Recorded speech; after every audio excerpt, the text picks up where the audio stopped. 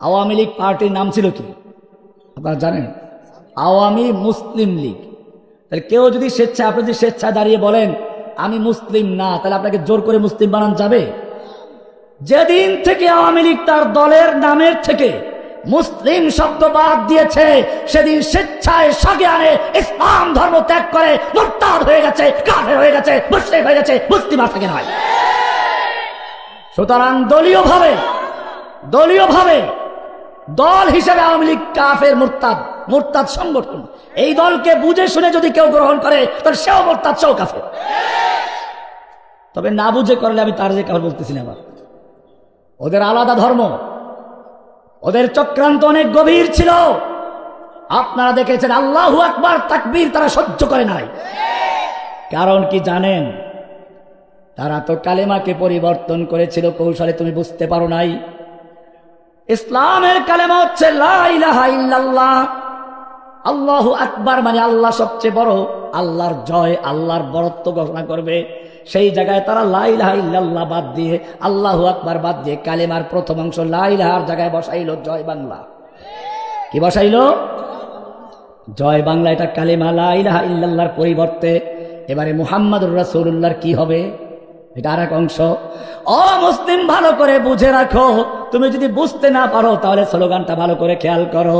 রাস্তার মোড়ে মোড়ে মূর্তি, অফিসে মূর্তি, সচিবালয়ে মূর্তি, সংসদে মূর্তি, ঘরে মূর্তি, বাইরে মূর্তি, সব জায়গায় একটা মূর্তিকে মানুষের অন্তরে বসাবার জন্য চক্রান্ত করলো।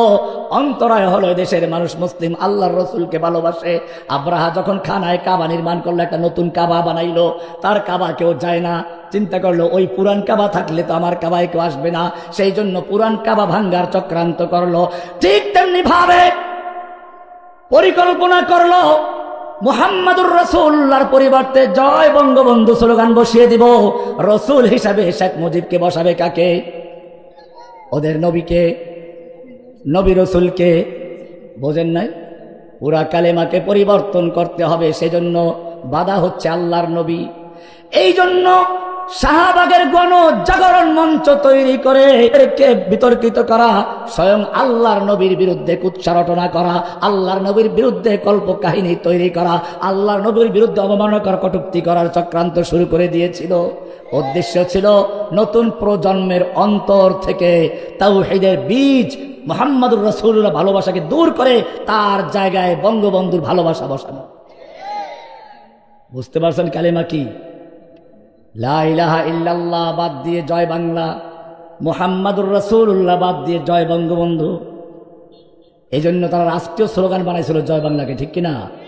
মুসলমানদের রাষ্ট্রীয় স্লোগান লা ইলাহা আল্লাহু আকবার। এই আল্লাহু আকবার ধ্বনি তাদের সহ্য হতো না, দাড়ি রাখলে সহ্য হতো না, টাকনুগিরার উপরে লুঙ্গি পাজামা পরলে সহ্য হতো না। এগুলো জঙ্গিদের লক্ষণ। পত্রিকা দেখেন নাই? অমুসলিম, ভালো করে তোমাকে বুঝতে হবে, আল্লাহর নবীর বিরুদ্ধে কটূক্তি করাটা সাধারণ কোনো বিষয় ছিল না। নবীর সাথে জনগণের যে ভালোবাসা আছে, এদেশের মুসলিমরা আল্লাহর নবীকে ভালোবাসে, সেই ভালোবাসা উৎখাত করে তার জায়গায় একটা নাস্তিককে বসানোর চক্রান্ত করা হয়েছে। ভারত যখন ওই নাস্তিককে বলল, দেখো শেখ মুজিব, তোমার উপরে পাকিস্তানিরা বড় অন্যায় করছে। অন্যায় তো ওরা ঠিকই করছে, কিন্তু সেই অন্যায়গুলোর সমাধান এই দেশ এমনও স্বাধীন হতো, ভৌগোলিকভাবে এই দেশটা এমনও স্বাধীন হতো। একটা কালো কুত্ত যদি নেতৃত্ব দিত তার এই দেশ এমনি স্বাধীন হতো। এটা ইংরেজরা ভাগ করার সময় সেইভাবেই করে গেছে, এটা মনে রাখবেন। ভারতকে যেভাবে পূজা করা হয়েছে, ভারত বাংলাদেশের স্বার্থে স্বাধীনতা যুদ্ধে সাহায্য করে নাই, বরং পাকিস্তানকে ভেঙে টুকরো টুকরো করার জন্য, বাংলাদেশকে তার অধীনস্থ করার জন্য সেদিন এদেশে সাহায্য করেছিল। এবং সেজন্য এদেশের সম্পদ সব তারা লুটপাট করে নিয়ে চলে গেছে। আপনারা জানেন মেজর জলিল নবম সেক্টরের কমান্ডার ছিলেন। তিনি বুক পেতে দাঁড়িয়ে গেছিলেন। এদেশের সব সম্পদ যখন নিয়ে যাচ্ছিল, সব মূল্যবান মেশিনারিগুলো নিয়ে যাচ্ছিল, উনি দাঁড়িয়ে গেলেন, মেজর জলিলের বুকের উপর দিয়ে গুলি চালাও, তারপরে নাও। এই জন্য মেজর জলিলকে জেলেও যেতে হয়েছিল।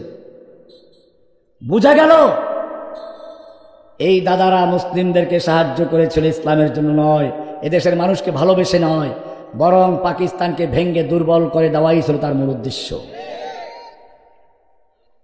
আমি বলছিলাম এদেশে এসে বিভিন্নভাবে মুসলিমদেরকে বিভ্রান্ত করার চেষ্টা করেছে।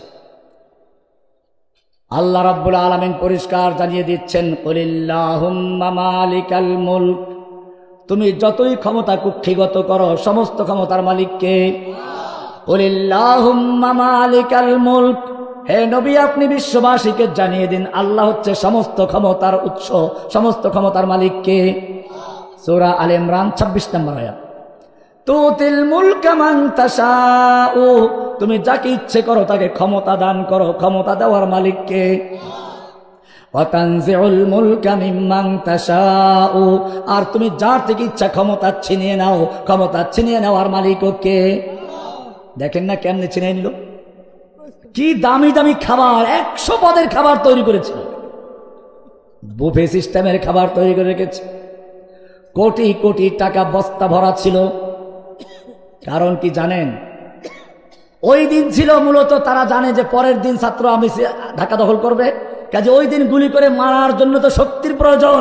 এই জন্য পুলিশ অফিসার, সেনা অফিসারদেরকে দাওয়াত করে বস্তা ভরে টাকা দিয়ে পেট ভরে খাওয়াই দিবে, নিজেও কায়দা মতো খাবে।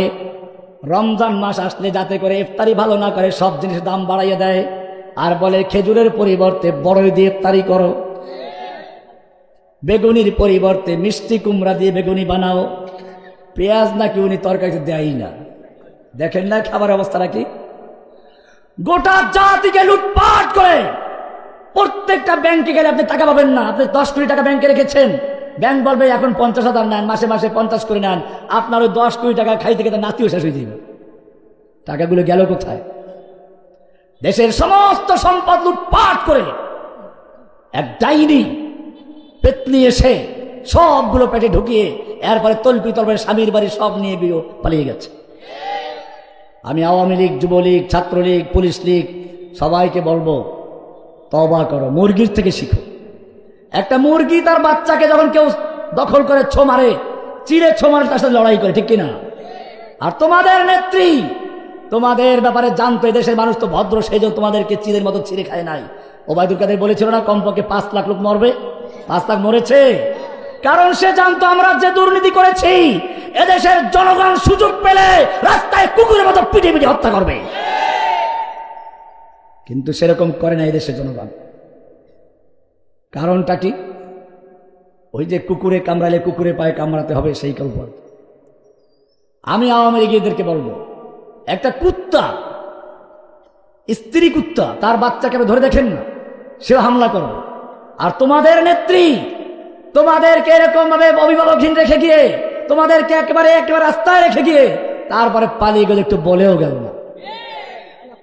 উল্টা 2 জন একসাথে পালাইতেছিল, একজন ধরা পড়ছে, কয়েছে আরেকজন ওরে ধরো, ওরে ধরবেন বাবা, ধরাই দেয় না। আতানজিউল মুলকা মিম্মান তাশাউ, ক্ষমতা ছিনিয়ে নেওয়ার মালিককে। এত পদের খাবার তুমি তৈরি করেছো, একটু মুখে দিয়ে খাবে সেই সুযোগটা দেওয়া হয় নাই। খাবার চেয়ে পালাও, খেতে গেলে তোমাকে উল্টো খেয়ে ফেলতে পারে, জলদি পালাও। একটু বক্তব্য রেকর্ড করার জন্য মনে চাইল, সারা জীবন 1.5 যুগ পর্যন্ত জোর করে বক্তব্য শোনাইল। আপনারা তো বাইরে ছিলেন, জেলখানায় টেলিভিশনে শুধু বাংলা টিভি দেখায়, বিটিভি, বাধ্য হয়ে খুললেই কেবল ওইটা। আমার রুমে একটা টিভি ছিল, তো আমি করতাম কি, টাইম হিসাব করতাম যে বিদেশি খবরটা কোন সময় আসে, আন্তর্জাতিক খবরটা শোনার জন্য দেখতাম অনেক সময় ওইটা উল্টোই, তোরা বুঝতো যে টিভি খুলবে শুধু আন্তর্জাতিক খবর শোনার জন্য, আন্তর্জাতিক খবর কোন সময় আগে কোন সময় পরে নিয়ে যায়। এত প্যানপ্যানি করলো, তারপরেও তার শখ মিটে নাই, যাওয়ার আগে জোর করে বক্তব্য শুনাইনি। সেনাবাহিনী বলল 2 দিক থেকে আবাবিল আসতেছে, তাড়াতাড়ি পালাও, বক্তব্য রেকর্ড করার সুযোগ নেই। তুমি মেম্বারের মসজিদের খুতবার থেকে এক মাইক কেড়ে নিয়েছ, বক্তার সামনে থেকে তাফসীরুল কোরআনের মাইক কেড়ে নিয়েছ। এখন দেখো তোমার সামনে থেকেও মাইক কেড়ে নেওয়ার মতো কোন এক শক্তি আছে, তোমার বক্তব্য দেওয়ার কোনো সুযোগ নেই। ওয়া তানজিউল মুলকা মিম্মান তাশাউ ওয়া তুইজ্জু মান তাশাউ, ইজ্জত দেওয়ার মালিককে। অমুসলিম ভালো করে দেখে রাখো, আমাদেরকে জেলে নিয়ে গেল, রাজাকার বানালো কাউকে, জঙ্গি বানালো কাউকে। আমাদেরকে দেখেন না কেমনে করে উঠাইতো, হাতে হ্যান্ডকাপ, মাথায় হেলমেট, গায়ে বুলেট প্রুফ জ্যাকেট, তাও ময়লা, আবার কাপড় নষ্ট হয়ে যেত। এরপরে ডান্ডা বেরি এত করে উঠাইতো যাতে বিশ্বের দরবারে দেখানো যায় বাংলাদেশের মৌলবাদীদের উত্থান হয়েছে। এগুলো নিজেই করত। ভাইরা আমার, আপনারা জানেন যখন আমাদের কোর্টে উঠানো হতো, সুযোগ পেলে মানুষ পকেটে কিছু টাকা ঢুকিয়ে দিত, সুযোগ পেলে হাত মিলাতো। ইজ্জত দেওয়ার মালিক কে? আমরা জেল থেকে বেরিয়েছি, ইজ্জত দিয়েছেন কে? আর ওরা এখন জেলে গেছে, ওদেরকে জনগণ সুযোগ পেলে মুসাফার টাকা দিবে না, পচা ডিম দিয়ে আর ছেঁড়া জুতা দিয়ে স্বাগত জানায়। পালাতে গিয়ে দেখেন নাই, একজনে তো দাড়ি টাড়ি কামাইয়া তারপরে আল্লাহ নবীর সুন্নাহকে লাথি মেরে সনাতনী হইয়া বাঁচতে পারে নাই। আর একজনে তো গিয়ে পালাইল, জঙ্গলে কলা পাতা বিছিয়ে শুয়ে আছে।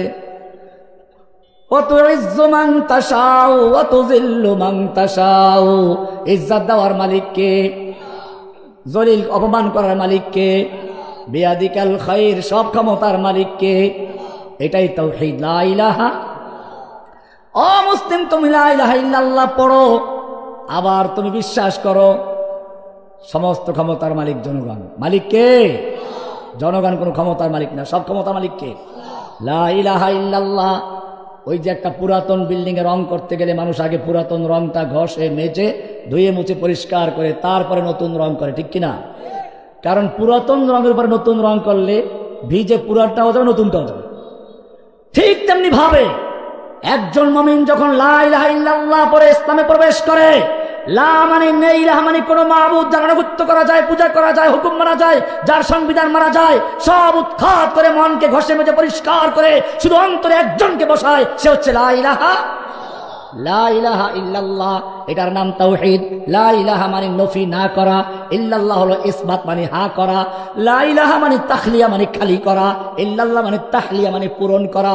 লা ইলাহা মানে বর্জন করা, ইল্লাল্লাহ মানে গ্রহণ করা। কাকে বর্জন করলা, কাকে গ্রহণ করলা? ও মুমিন, ভালো করে শুনে রেখো, লা ইলাহা মানে হচ্ছে আল্লাহ ছাড়া যত কিছুর পূজা করা যায়, আনুগত্য মানা যায়, হুকুম মানা যায়, সব বাতিল করে দিলা। সব ক্ষমতার মালিক যেমন আল্লাহ, আইন বিধান দেওয়ার মালিক কে? বিশ্বাস হয়? লা ইলাহা ইল্লাল্লাহ মানে সমস্ত সংবিধান দেওয়ার মালিক কে? আইন দেওয়ার মালিক কে? কোরআন পরিষ্কার বলছে, আলা লাহুল খালকু ওয়াল আমর। জেনে রাখো, সৃষ্টি যার, কেবল আইন চলবে তার। সৃষ্টি করেছেন কে? আইন চলবে কার? আল্লাহ। আইনের কোনো কিতাব দিয়েছেন কিনা, সংবিধান দিয়েছেন কিনা? সেই সংবিধানের নামটা কি জানেন? ও মুসলিম, একটু ভালো করে শুনে রেখো, আমি যখন এখানে আসলাম তখন বিদ্যুৎ ছিল না, চোখটা তো সবার সঙ্গেই ছিল। তারপরে কি দেখা গেছে? তোমার চোখের যত পাওয়ার যত ভালো হোক না কেন, তোমার চোখের সামনে যদি কোনো আলো না থাকে, বিদ্যুতের আলো, চাঁদের আলো, সূর্যের আলো, মোমবাতির আলো, কোনো প্রকার আলো যদি তোমার চোখের সামনে না থাকে, তোমার চোখের পাওয়ার যত ভালো হোক না কেন, তুমি কিছুই দেখতে পাবে না, ঠিক কিনা?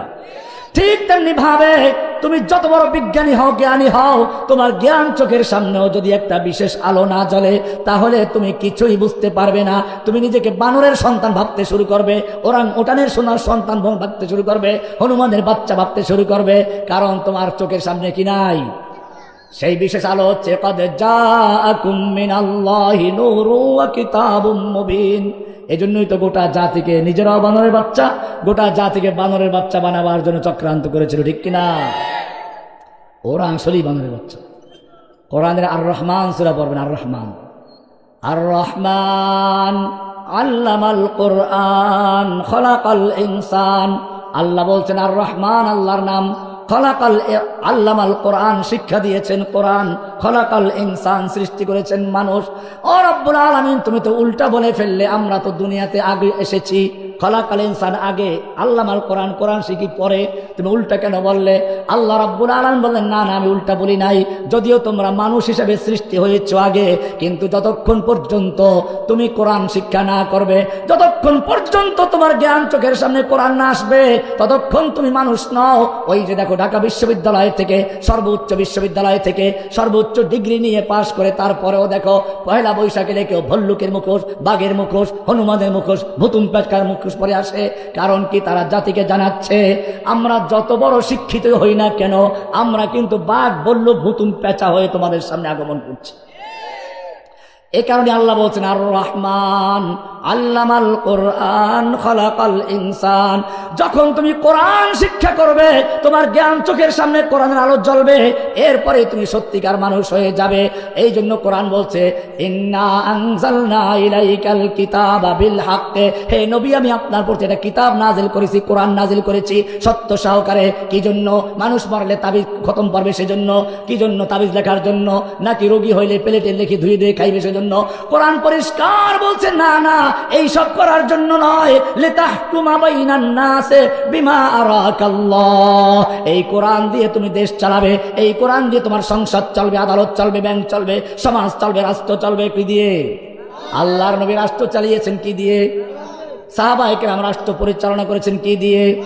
কোরআন পরিষ্কার বলছে, ও মুসলিম, তুমি যতই লা ইলাহা ইল্লাল্লাহ পড়ো, যতই তুমি দাবি করো মুসলিম, তোমার সংবিধান যদি কোরআন না হয়, তোমার বিচার ফয়সালা শাসন ব্যবস্থা কোরআন ভিত্তিক না হয়, তাহলে সূরা মায়েদার 44, 45, 47 নম্বর আয়াত পড়ো, পরিষ্কার বলছে, ওয়া মান লাম ইয়াহকুম বিমা আনজালাল্লাহু ফাউলাইকা হুমুল কাফিরুন ফাউলাইকা হুমুজ জালিমুন ফাউলাইকা হুমুল ফাসিকুন। যারা আল্লাহর নাযিলকৃত বিধান দিয়ে বিচার ফয়সালা করে না, দেশ চালায় না, শাসন করে না, তারাই কাফের, তারাই ফাসিক, তারাই জালেম।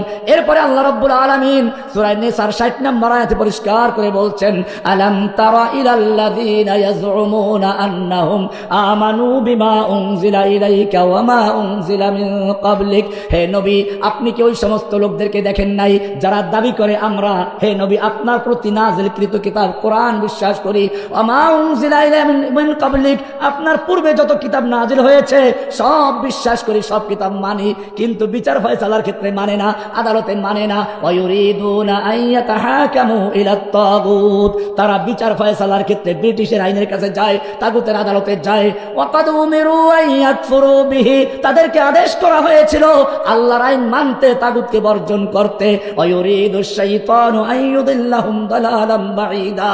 ও মুসলমান, কোরআন হচ্ছে একটা আল্লাহর দেওয়া সংবিধান। এই কোরআন দিয়ে যারা রাষ্ট্র পরিচালনা করে না, তারা যতই মুসলিম দাবি করুক, তারা মুসলিম নয়। কে বলেছেন? লা ইলাহা, এই সাক্ষ্য দিতে হয় বুঝে শুনে। এই সাক্ষ্য না দিলে আজান হয় না, আশহাদু আল্লা ইলাহা।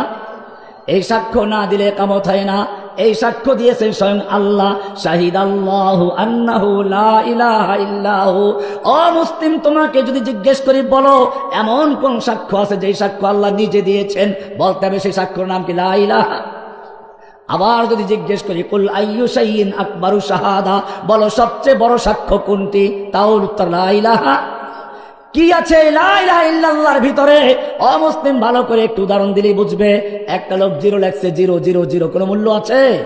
এবারে একটা 1 লেখলো বড় আকারে, একটা শূন্য দিলে কত হয়ে গেছে? আর এক শূন্য, আর এক শূন্য, আর এক শূন্য। 1 যখন আছে, এখন যত শূন্য লাগাবে 1-এর মূল্য তত বাড়বে, ঠিক কিনা? 1 যদি না থাকে কোনো কাজ হবে? ওই 1 হচ্ছে তাওহীদ, লা ইলাহা। এইটা যদি ক্লিয়ার থাকে তোমার জীবনের সব কিছু কার জন্য? কুল ইন্না সালাতি ওয়া নুসুকি ওয়া মাহইয়ায়া ওয়া মামাতি লিল্লাহি রাব্বিল আলামিন। আল্লাহ বলছেন, হে মুমিন তুমি বলো, ইন্না সালাতি ওয়া নুসুকি, আমার সালাত, আমার কুরবানি, ওয়া মাহইয়ায়া ওয়া মামাতি, আমার জীবন, আমার মরণ, আমার ভালোবাসা, সব কার জন্য? সব কার জন্য? আল্লাহর জন্য।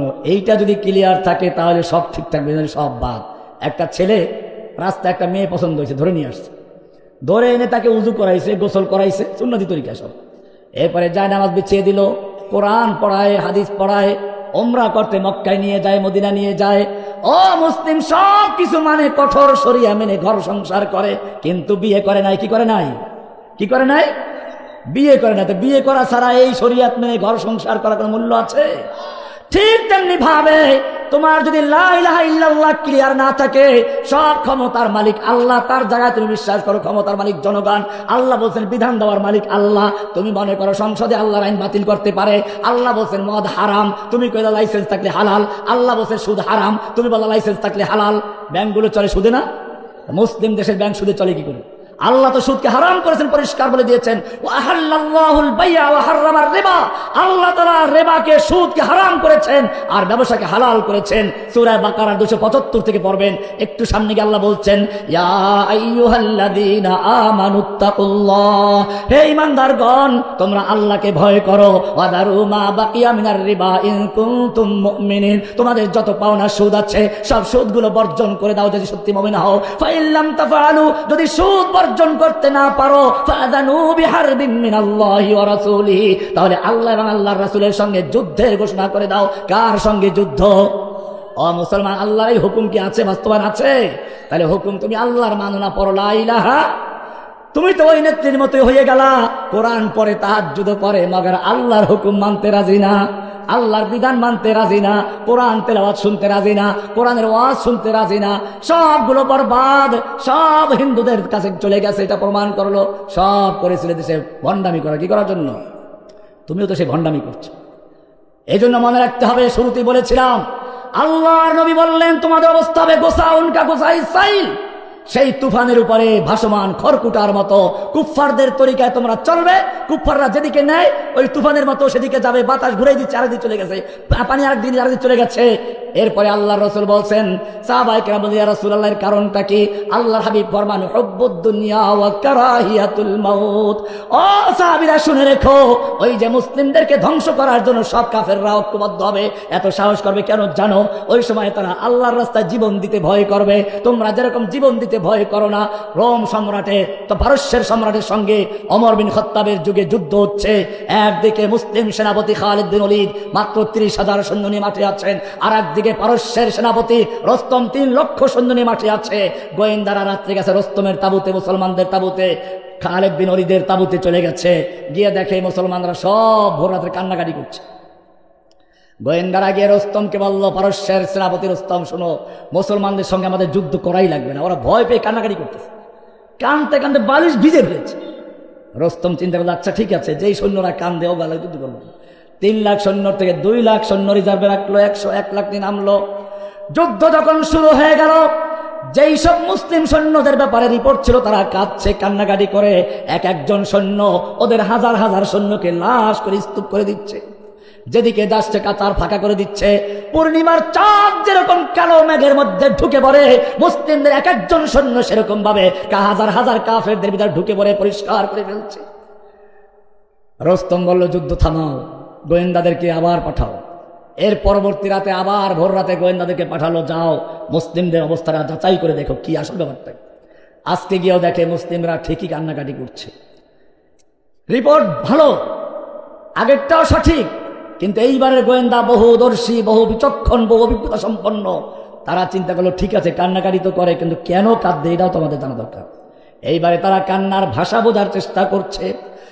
এবারে তারা দেখলো ওই সাহাবীরা, মুসলিম সৈন্যরা রাত জেগে জেগে কাঁদছে। আল্লাযীনা ইয়াযকুরুনাল্লাহা কিয়ামান ওয়া কুউদা ওয়া আলা জুনুবিহিম, তারা আল্লাহর দরবারে দাঁড়িয়ে শুয়ে বসে বসে ফরিয়াদ করছে, রব্বুল আলামিন, আগামীকাল যুদ্ধ হতে যাচ্ছে, আমরা যুদ্ধে নেমেছি তোমার দিনকে বিজয়ী করার জন্য, ওরা যুদ্ধে নেমেছে তোমার দিনকে ধ্বংস করার জন্য, তোমার নাম ও নিশানাকে মুছে ফেলার জন্য।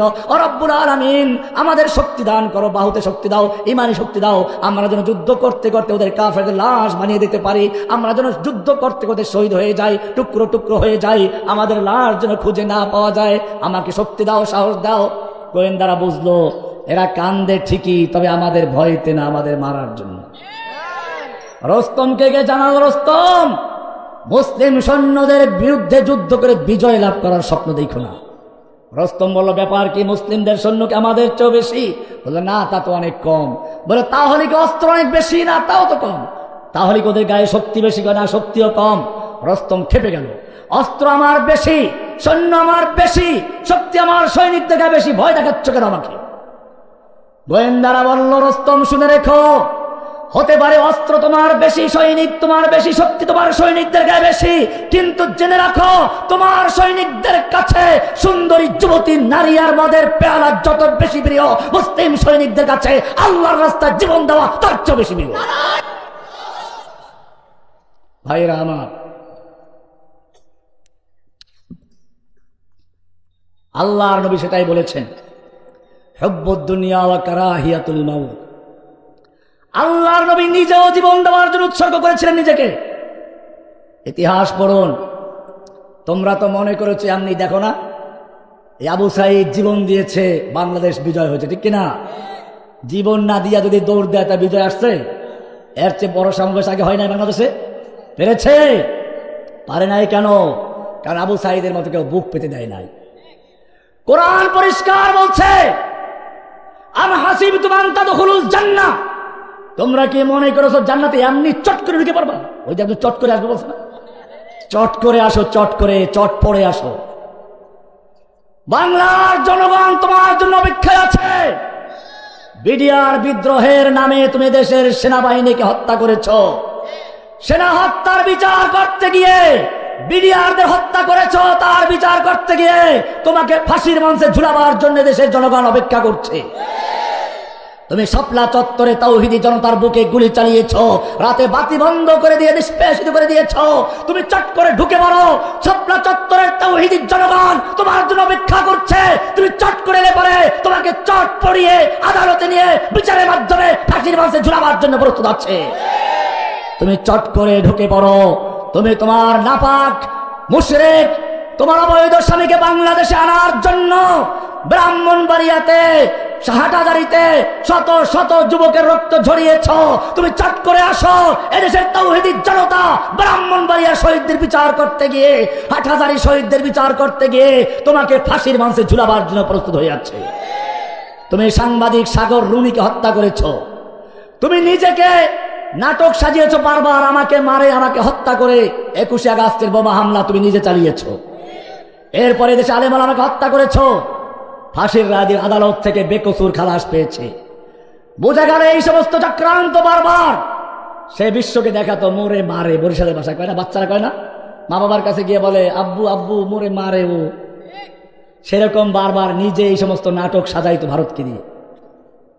21 আগস্টের বোমা হামলা শেখ হাসিনা নিজে করেছে বলে নিজে মরে নাই, তার আশপাশের লোক মরে সব ফাইনাল হয়ে গেছে।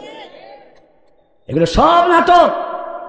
যাই হোক, আমি বলছিলাম, আল্লাহ বলছেন আম হাসিবতুম আন তাদখুলুল জান্নাহ, তোমরা কি মনে করেছো জান্নাতে এমনি ঢুকে পড়বে? ওয়ালাম্মা ইয়াতিকুম মাসালুল লাযীনা খালাউ মিন ক্বাবলিকুম, আর তোমাদের কাছে আসবে না ওই সমস্ত বিপদ আপদ মুসিবত বালা যা এসেছিল তোমাদের আগের লোকদের প্রতি। মাসসাতুমুল বাসা ওয়া দাররা ওয়া যুলজিলু, কঠিন দুর্ভিক্ষ, দুর্যোগ, বালা মুসিবত এবং দুশ্মন কর্তৃক ভূমিকম্পের আক্রমণ, এমনকি স্বয়ং রাসূল এবং তার সঙ্গীগণ বলতে বাধ্য হলেন মাতা নাসরুল্লাহ, আল্লাহর সাহায্য কবে আসবে? অমুসলিম সেই বিপদ তোমার সামনে আসবে না, আর তুমি চট করে জান্নাতে ঢুকে যাইবা।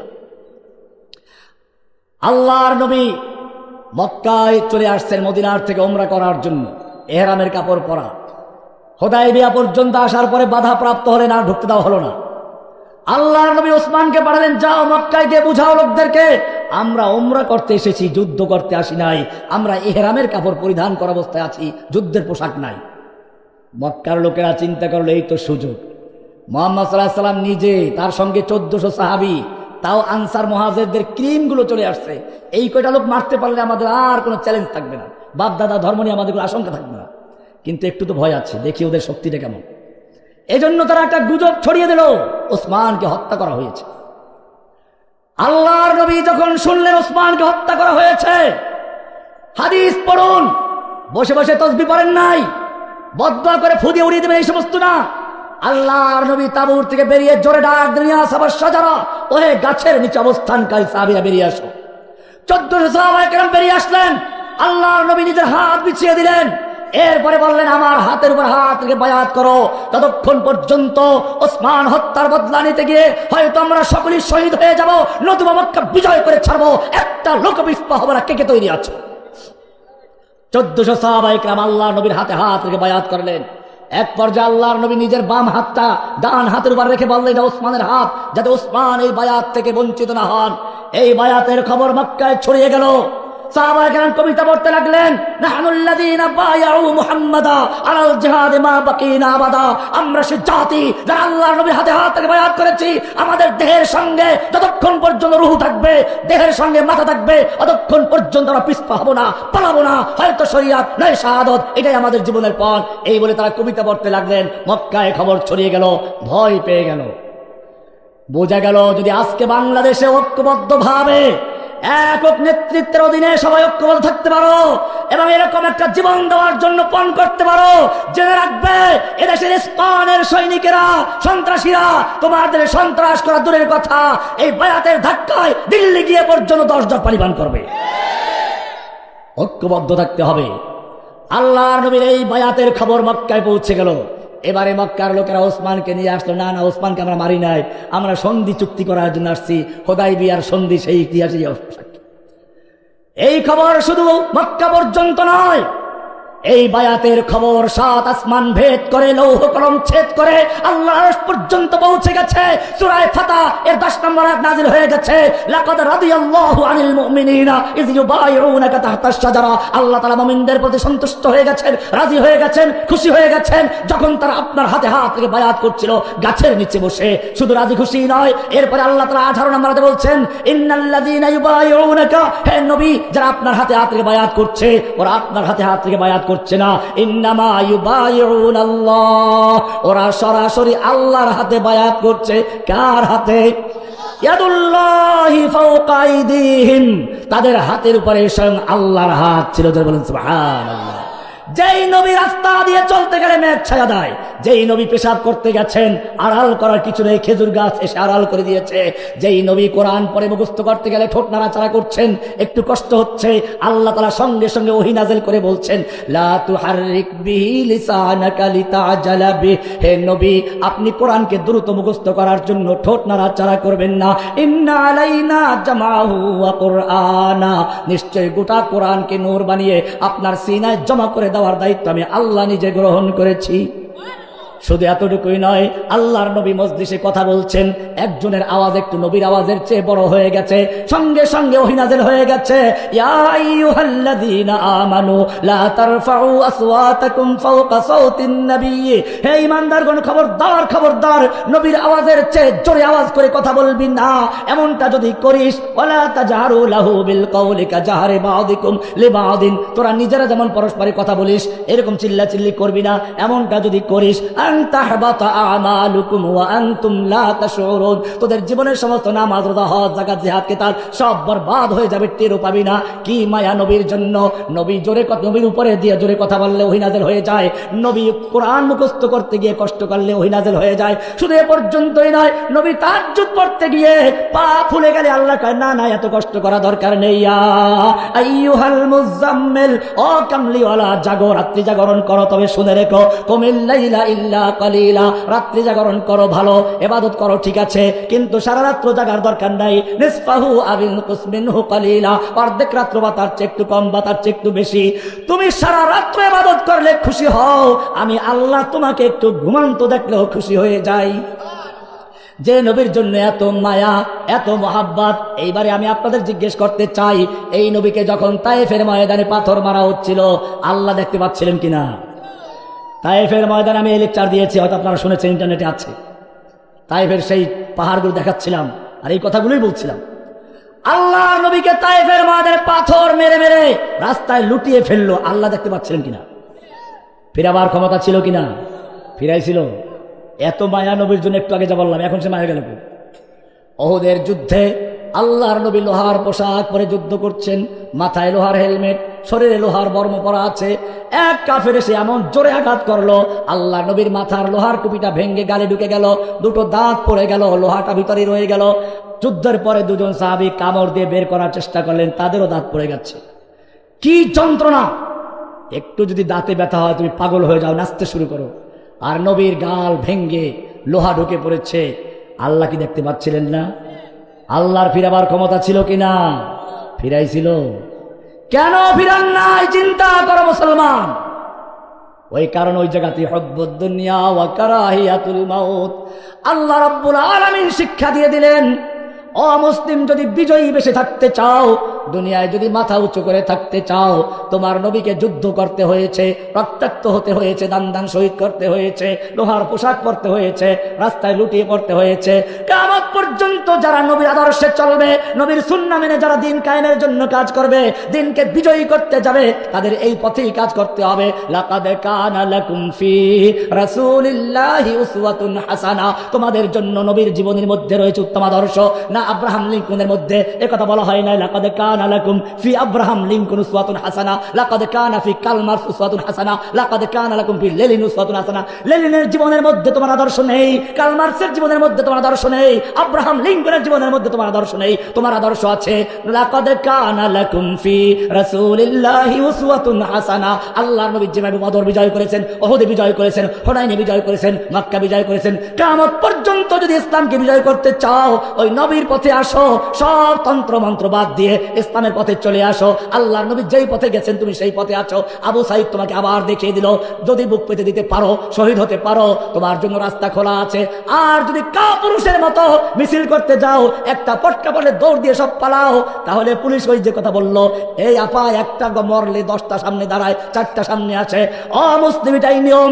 যদি তুমি যুদ্ধের ময়দানে পালাও, আল্লাহ হাবিব বলেন 7টা বড় কবিরাগুলোর মধ্যে একটা হচ্ছে যুদ্ধের ময়দান থেকে পালানো যাবে না, সামনে বাড়ো, দেখবে তোমার জন্য বিজয়ের রাস্তা খুলে গেছে। তন্দিয়ে বাদে মুখালিফ সে না ঘবরায়ে কব, ये तो चलती है तुझे ऊंचा उड़ाने के लिए। ও যুবক, আমি তোমার শেষ পর্যন্ত আহ্বান জানাচ্ছি, কারণ পরিষ্কার হয়ে গেছে। আমি আল্লাহ নবীর হাদিস শুনিয়েছি, কারণটা কি? এইবারে তোমার কর্মসূচি দেওয়া হচ্ছে কোরআনের সূরা নিসার 75 নম্বর আয়াত থেকে বলছি। আল্লাহ তোমাকে আহ্বান জানাচ্ছেন। কি আহ্বান জানাচ্ছেন? ওমা লাকুম লা তুকাতিলুনা ফি সাবিলিল্লাহ। ও যুবকেরা, তোমাদের কি হলো? তোমরা আল্লাহর রাস্তায় যুদ্ধ করছো না ওই সকল লোকদের মুক্তির জন্য? আল মুস্তাদাফিনা মিনার রিজালি ওয়ান নিসাই ওয়াল বিলদান, অসহায় শিশু, নারী, পুরুষ ফরিয়াদ করে বলছে, রব্বানা আখরিজনা মিন হাযিহিল ক্বরিয়াতিজ যালিমি আহলুহা। ও রব্বুল আলামিন, তুমি আমাদেরকে জালিম অধ্যুষিত জনপদ থেকে বাঁচাও, জালিমদের হাত থেকে রক্ষা করো। ওয়াজআল লানা মিন লাদুনকা ওয়ালিয়্যা, তুমি তোমার পক্ষ থেকে আমাদের জন্য নেতা পাঠাও, নেতা যে আমাদেরকে রক্ষা করবে। ওয়াজআল লানা মিন লাদুনকা নাসীরা, আমাদের জন্য সাহায্যকারী পাঠাও। ও যুবকেরা, কোরআনের এই আয়াত সূরা নিসার 75 নম্বর আয়াত, এই আহ্বান আল্লাহ দিচ্ছেন তোমাদেরকে ফিলিস্তিন থেকে, কাশ্মীর থেকে, আরাকান থেকে, বাংলাদেশের কারাগারগুলো থেকে। আমি তোমাদের জিজ্ঞেস করতে চাই, আল্লাহর রহমানের সাড়া দিয়ে, প্রয়োজনে বুকের তাজা রক্ত ঢেলে দিয়ে আল্লাহর দ্বীন কায়েমের জন্য কে কে তৈরি আছো? লিল্লাহি তাকবীর।